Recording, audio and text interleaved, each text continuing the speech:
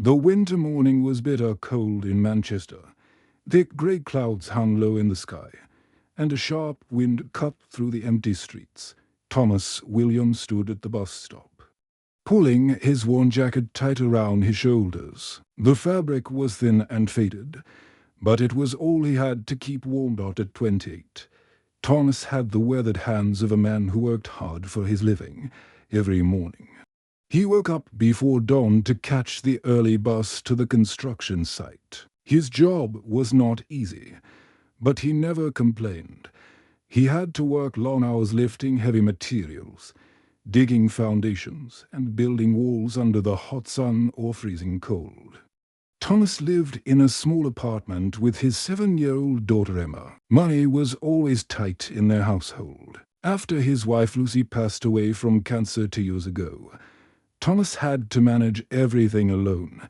He worked extra shifts whenever he could.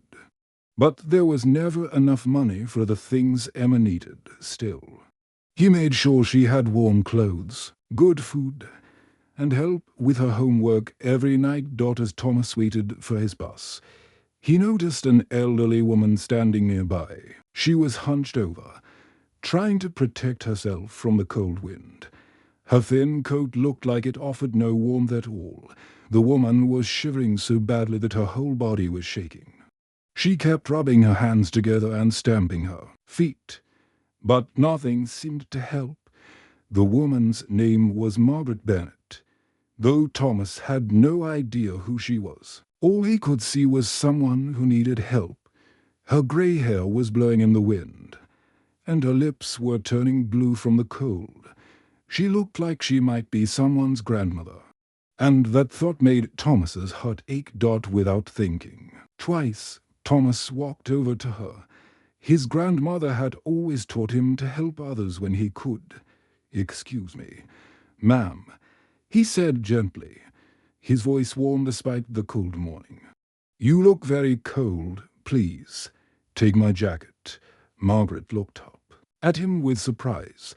She had not expected anyone to notice her, let alone offer help. "Oh no, dear," she said quickly. "I couldn't possibly take your jacket. You need it for yourself. You'll freeze without it." But Thomas was already taking off his jacket. His movements were quick and determined. "My grandmother always told me to help others when I can," he said with a smile. "She'd never forgive me if I left a lady shivering in the cold like this." Before Margaret could protest any further, Thomas wrapped the warm jacket round her shoulders. The jacket was still warm from his body heat, and Margaret felt immediate relief. She pulled it closer round herself, feeling the softness of the worn fabric. Margaret felt tears forming in her eyes. In her long life, she had met many people, but rarely had she encountered such genuine kindness from a stranger. "Thank you, young man," she said, her voice shaking with emotion. "What's your name?" "Thomas Williams, Mum," he replied, adjusting the jacket on her shoulders to make sure she was comfortable. "And you don't need to thank me. We all need a bit of kindness sometimes, don't we?" They began to talk while waiting for Thomas's bus. Margaret asked about his family, and Thomas's face lit up when he spoke about his daughter Emma. He told Margaret how Emma loved to draw pictures and how she wanted to be a teacher when she grew up. He spoke about how he hoped to give her a better life someday, maybe save enough money to buy a small house with a garden where she could play. Margaret listened carefully to every word. She could hear the love in Thomas's voice when he talked about his daughter. She could also hear the worry and tiredness that came from working so hard to make ends meet. This young man was clearly struggling, yet he had given away his only warm jacket without hesitation. When Thomas's bus arrived, he insisted that Margaret keep the jacket until she got somewhere warm. "Promise me you'll stay warm," he said as he prepared to board the bus. "And if you ever need help, remember that there are good people in this world." As the bus pulled away, Margaret watched Thomas through the window. She could see him sitting in his seat, probably feeling cold without his jacket. But he was smiling. She had never met anyone quite like him before. Margaret stood there for a long time after the bus disappeared, deeply moved by what had just happened. She had no idea that this simple act of kindness would change both their lives forever. Sometimes the smallest gestures create the biggest miracles. What Thomas didn't know was that Margaret Bennett was no ordinary elderly woman. She was actually the CEO of Bennett Construction Group, one of the largest building companies in all of England. Her company built office buildings, shopping centres, and apartment complexes across the country. Margaret had worked for 40 years to build her business from nothing into a company worth millions of pounds.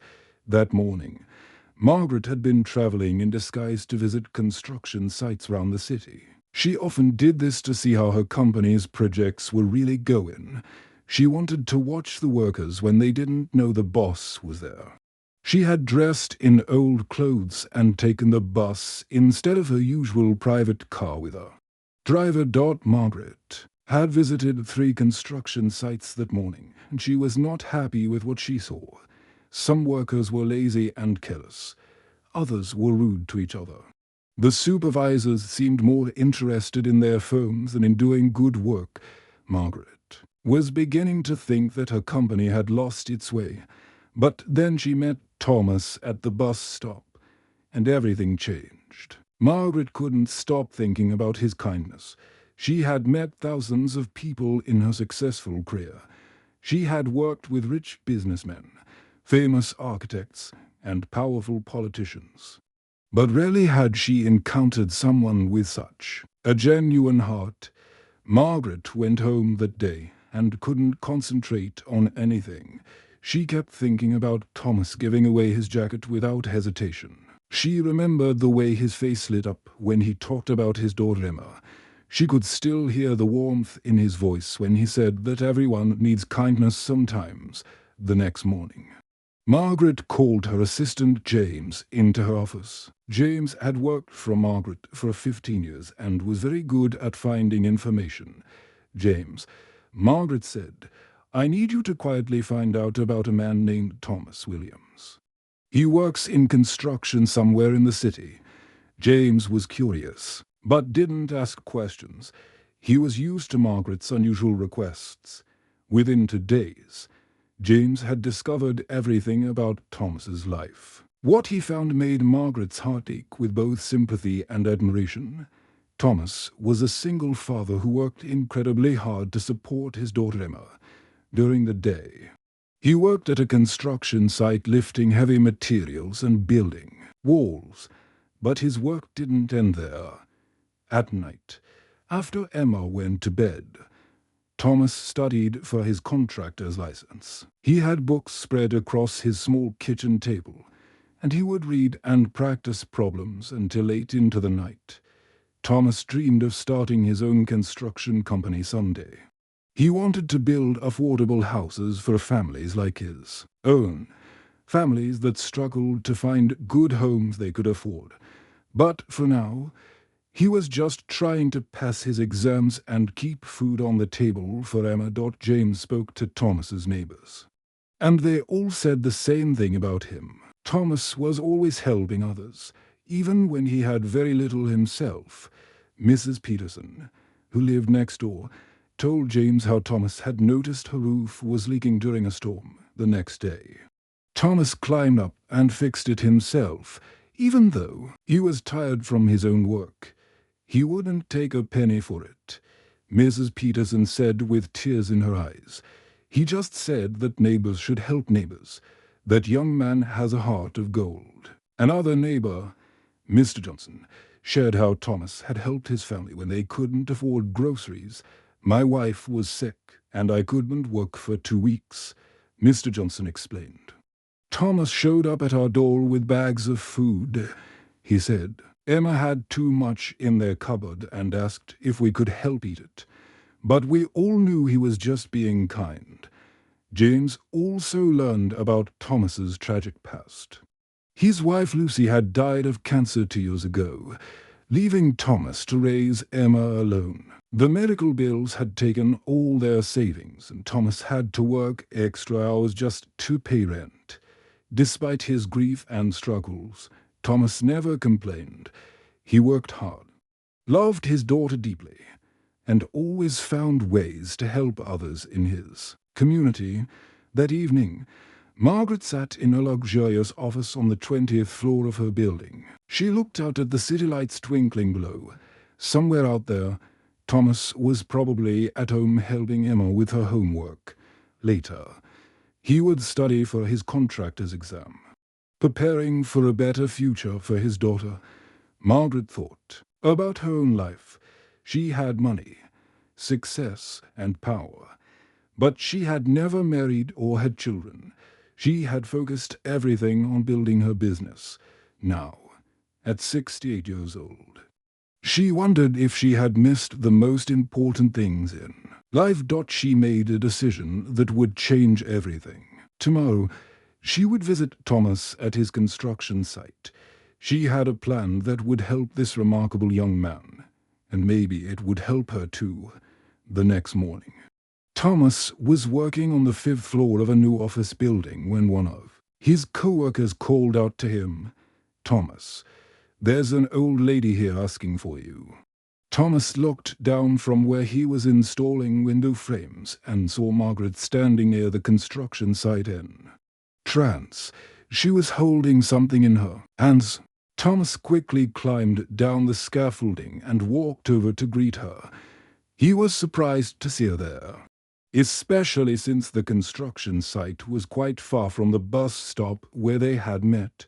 Margaret was holding his jacket, which looked like it had been professionally cleaned and pressed. The fabric looked almost new. "I wanted to return this personally," Margaret said with a warm smile. "And I wanted to thank you again for your kindness yesterday." Thomas's co-workers had stopped their work and were watching curiously. They had never seen anyone visit Thomas at work before, except for Emma's teacher once when there was a school emergency. "You didn't need to come all this way, ma'am," Thomas said, taking the jacket from her hands. "I'm just glad you stayed warm." Margaret asked if she could watch Thomas work for a few minutes. She was curious to see him in his work environment. Thomas felt a bit embarrassed, but he agreed. He led her to where his team was working on installing the building's electrical systems. As Margaret watched, she saw something remarkable. Thomas was clearly the informal leader of his work crew. Even though he wasn't the official supervisor, she saw how he treated his team with patience and respect. When one of the younger workers, a boy named David who had just started the job, made a mistake with the wiring, Thomas didn't get angry or shout at him. Instead, Thomas walked over to David calmly. "Don't worry about it, David," Thomas said kindly. "Everyone makes mistakes when they're learning. Let me show you the right way to do it." Thomas patiently demonstrated the correct technique, explaining each step clearly. "Try it again," he encouraged. "I know you can do it." Margaret watched as David successfully completed the task, his confidence restored. The other workers on the team clearly respected Thomas and often asked for his advice. When there was a disagreement about the best way to solve a problem, everyone listened to Thomas's suggestions. "You're a natural leader," Margaret observed when Thomas came back to talk with her. "Have you ever thought about working in management?" Thomas laughed softly and shook his head. "I'm just a construction worker, ma'am. I'm studying to be a contractor someday, but that's still a long way off. Right now, I just focus on doing good work and taking care of my daughter." Margaret's heart was touched by his humility. Here was a man who clearly had leadership skills and the respect of his peers, but he didn't seem to realize how special he was. She had been watching him for only 30 minutes, but she could already see that he would make an excellent manager. "Thomas," Margaret said, taking a deep breath, "I'd like to offer you something. I own a construction company. and I'm looking for someone with your character to join my management team. Would you be interested in a position as a project supervisor?" Thomas stared at her in complete shock. His mouth opened, but no words came out for several seconds. I don't understand," he finally managed to say. "You own a construction company, Bennett Construction Group," Margaret said gently. "I'm Margaret Bennett, and I believe in rewarding good people. Your kindness yesterday showed me you really are, but watching you work today has shown me that you have the skills to succeed in management." Thomas felt overwhelmed. He had heard of Bennett Construction Group. Everyone in the construction industry knew about them. They were one of the biggest companies in England. "Mrs. Bennett," he said slowly, "I'm honored by your offer, but I don't have the qualifications for management. I'm still studying for my contractor's license. I don't have a business degree or any management experience." Margaret smiled warmly. "Thomas, I can teach you about business. I can teach you about budgets, schedules, and project management. But I can't teach someone to have a kind heart like yours. I can't teach someone to be patient with their workers or to inspire respect from their team. That's something you're born with." Thomas thought about Emma waiting for him at home. He thought about their small apartment and how he struggled to pay the bills each month. He thought about his dreams of one day starting his own company too, build affordable homes for families like his own. This opportunity could change everything for them. With tears forming in his eyes, Thomas nodded. "Yes, Mrs. Bennett, I'd be honored to work for you." Margaret felt her own eyes getting wet. Then it settled. "Can you start next Monday?" Thomas's first day at Bennett Construction Group was both exciting and terrifying. He walked into the gleaming office building wearing his best shirt and tie, feeling completely out of place among the well-dressed business people hurrying past him. Margaret met him at the reception desk and personally showed him to his new office. It was small but had a window that looked out over the city. The first months were challenging but rewarding. Margaret personally mentored Thomas, spending hours teaching him about project management, budgets, and business planning. Every morning, she would sit with him and explain how to read financial reports, how to plan construction schedules, and how to manage large teams of workers. Thomas proved to be a quick learner with fresh ideas that impressed everyone in the company. He asked questions that no one had thought of before. When Margaret showed him how they planned construction projects, Thomas suggested ways to make the work safer and more efficient. His ideas came from his years of actually doing the physical work, which gave him insights that the office managers had never considered. Within 6 months, Thomas had created safety programs that reduced workplace accidents by half. He knew exactly what dangers workers faced because he had faced them himself. He made sure every construction site had proper safety equipment and that all workers received training on how to use it. Correctly, the workers loved these changes because they knew Thomas understood their daily challenges.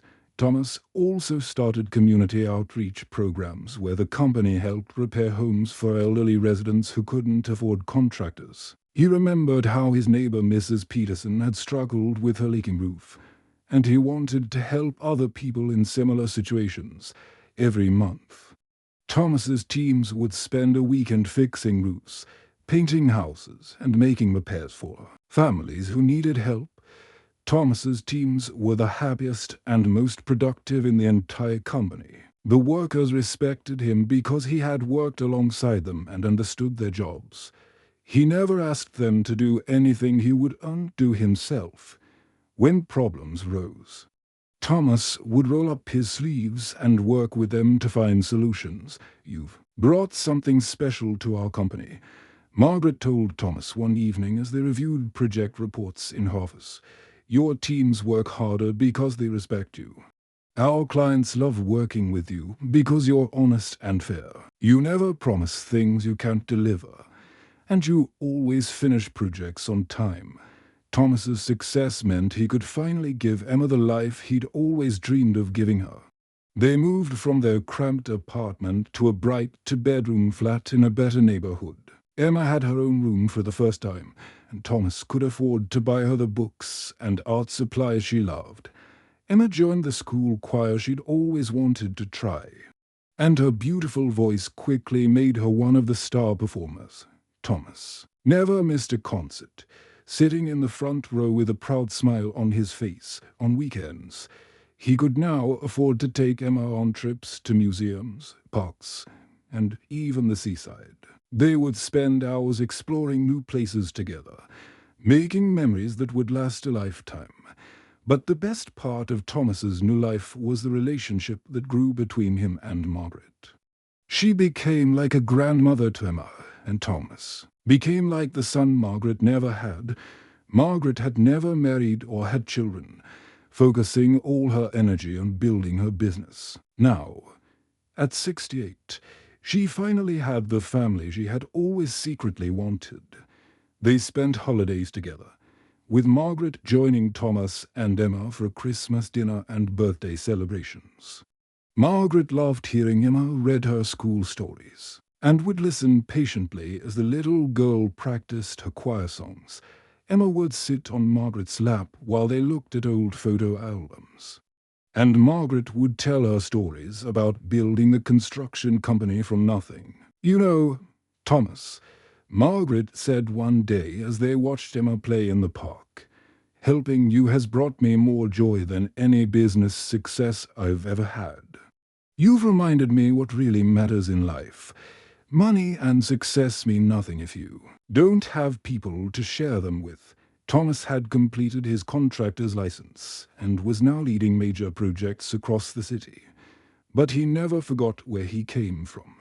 He hired workers from his old neighborhood, giving them chances they might never have had otherwise. He remembered what it felt like to struggle, and he wanted to help other people climb out of difficult situations. One day, Margaret made an announcement that surprised everyone in the company. "Thomas, I want you to become head of our new community development division. Your job will be to create affordable housing and job training programs for families who need help." Thomas felt his heart swell with gratitude and purpose. This was more than a job. It was a chance to help other families like his own. 2 years later, Thomas stood on a stage in front of 500 people gathered in the largest conference hall in Manchester.